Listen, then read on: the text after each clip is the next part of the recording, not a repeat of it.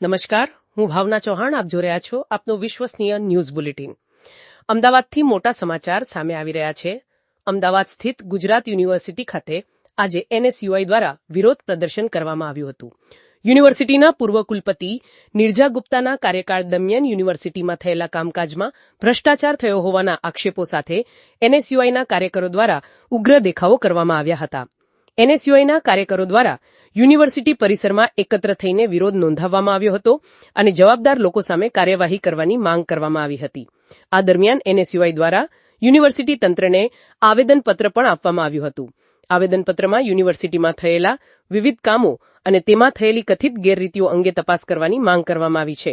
સાથે જ યુનિવર્સિટીમાં કામ કરનાર કોન્ટ્રાક્ટરની કામગીરી અંગે પણ સવાલો ઉઠાવવામાં આવ્યા છે.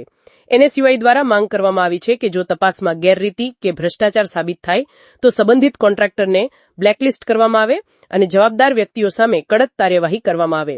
વિરોધ પ્રદર્શન દરમિયાન એનએસયુઆઈના કાર્યકરોએ યુનિવર્સિટી તંત્ર સામે વિવિધ સૂત્રોચ્ચાર કરીને સમગ્ર મામલે પારદર્શક તપાસ કરવાની માંગ કરી હતી.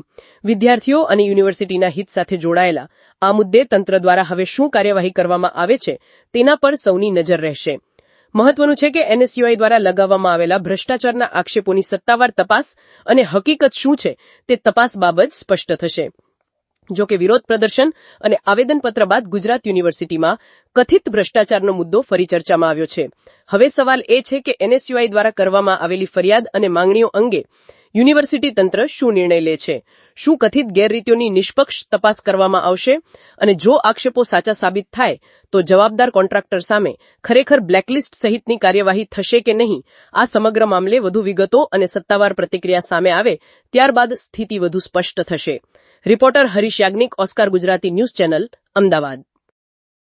અમદાવાદમાં આવેલી ગુજરાત યુનિવર્સિટી ખાતે એનએસયુઆઈ દ્વારા જબરજસ્ત દેખાવો કરવામાં હતા.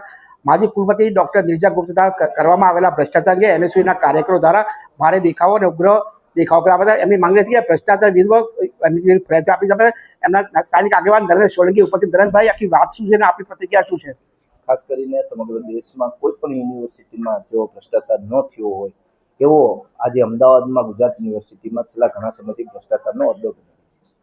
જે ભૂતકાળના વાઇસ ચાન્સલર હતા નિર્જા ગુપ્તા દ્વારા કે જે પ્રધાનમંત્રી જન વિકાસ કાર્યક્રમ હસ્તક 40 કરોડની ગ્રાન્ટ સરકાર દ્વારા આપવામાં આવી હતી, આ ગ્રાન્ટમાં જે નિર્જા ગુપ્તા છે, પૂર્વ વાઇસ ચાન્સલર, એમના દ્વારા ખૂબ જ મોટા પ્રમાણમાં ગેરરીતિ અને ભ્રષ્ટાચાર સામે આવ્યો છે. એમાંથી જ પોતાના દીકરો જે જર્મનીમાં રહે છે તેમાંથી 10 લાખ પોતે ઓનના વ્હાઇટના ફોરેક્સ દ્વારા એમને ટ્રાન્સફર કરવામાં આવ્યા છે. પોતે પણ ક્યાંક એમાં ઇન્ચાર્જ બની, સરકારનો નિયમ હોય છે કે ભાઈ એક જગ્યાએ સરકારી પગાર લેતા હોય તો તમે બીજી કોઈ સરકારી યોજના પગારનો લાભ ના લઈ શકો. પણ આ નિર્જા ગુપ્તા દ્વારા એમાંથી પણ 4.5 લાખ મહિનાનો પગાર એમાંથી લેવામાં આવ્યો છે. એટલે ક્યાંક ને ક્યાંક આ ભ્રષ્ટાચારી લોકો જે ભાજપના શાસનમાં જે વધી રહ્યા છે અને શિક્ષણ વિભાગનો કોઈ અંકુશ નથી, એના કારણે આવા ભ્રષ્ટાચાર થયા છે. વિદ્યાર્થીઓના પૈસા ખવાય છે. ત્યારે આજે એનએસયુઆઈ અને ગુજરાત કોંગ્રેસના કાર્યકારી પ્રમુખ ડોક્ટર ઇન્દ્ર વિજયસિંહની આગેવાનીમાં એનએસયુઆઈ દ્વારા જે વર્તમાન જે કુલપતિ છે તેમને રજૂઆત કરવામાં આવી છે કે ભાઈ તાત્કાલિક જે આ પૂર્વ વાઇસ ચાન્સલર દ્વારા જે ભ્રષ્ટાચાર કરવામાં આવ્યો છે એના ઉપર એફઆઈઆર કરવામાં આવે. જેટલા લોકો ભ્રષ્ટાચારમાં સામેલ છે એનું પણ નામ લેવામાં આવે. એવી જોવા જઈએ તો આ સ્થાનિક કાર્યકર દ્વારા ભારે દેખાવ આવ્યા હતા. હવે આવનારા દિવસોમાં કેવા પાગલા છે? જો હરીશ યાજ્ઞિક સાથે વૈશાલ રાણા, ઓસ્કાર ન્યૂઝ, અમદાવાદ.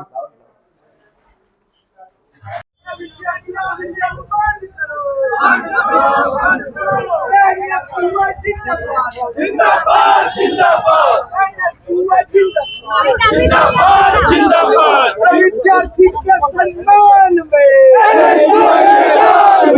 विद्यार्थी के सम्मान में भ्रष्टाचारी निर्जा गुप्ता हाय हाय, भ्रष्टाचारी निर्जा गुप्ता हाय हाय. विद्यार्थियों को पैसा लूटવાનું બંધ કરો. अरे एनएसयूआई जिंदाबाद, जिंदाबाद, जिंदाबाद.